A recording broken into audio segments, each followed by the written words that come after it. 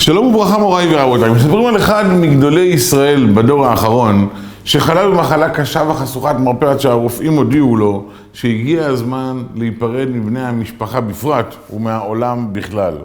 הוא הפך את העולם בתפילות, בתחינות, בקריאת תהילים, ואחד מתלמידיו פנה לאחד מצדיקי הדור וביקש את ברכתו. אותו צדיק אמר לו, לך לרב שלך ותאמר לו שיש מישהו שלא מוחל לו כבר הרבה שנים, שיבקש ממנו מחלה וישוב לחיים. הוא ניגש לרב שלו, הרב ניסה להיזכר וחשב על פלוני ואלמוני, ביקש מהם מחילה, הם אמרו שהם בכלל לא יקפידו וחלילה וחס. חזר התלמיד לצדיק, והצדיק אומר לו, תאמר לו שיבקש סליחה מאחד משכניו לשעבר.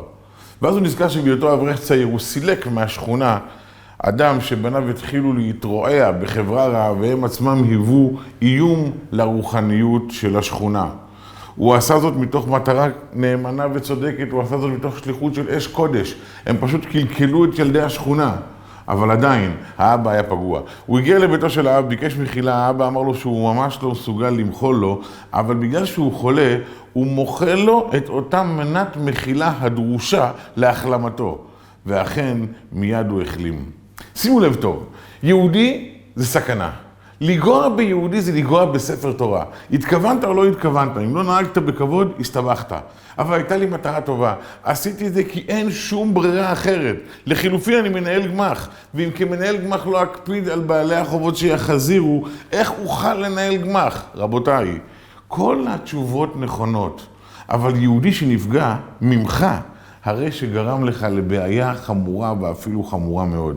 גם אם אתה מנהל גמח, גם אם אתה גבאי, גם אם אתה צדיק וגם אם אתה אחראי על משמרת הצניעות בשכונה, תמיד להשאיר מרווח של יחס טוב ורגוע, של אפשרות למחילה ואפילו של אפשרות של כבישים עוקפים. אין לנו ברירה אחרת. באנו לעולם הזה על דעת לעמול ועל דעת לעשות טוב לעם ישראל. אבל אם הטוב הזה יכול לגרום רע למישהו, כנראה שישנה דרך שלישית שיכולה להשאיר את הטוב לכולם ועדיין להתגבר ולא לגרום רע לאף אחד אחר. כי אם זה לא היה, לא היו אנשים בעולם הזה על דברים כל כך איומים ונוראים. אני מזכה את כולנו להצליח לזכות את הרבים, להשקיע בעם ישראל, ואם כל זה לא לפגוע באף יהודי לעולם, בנחת שלווה ושמחה לבואתו יתברך. ברוכים תהיו.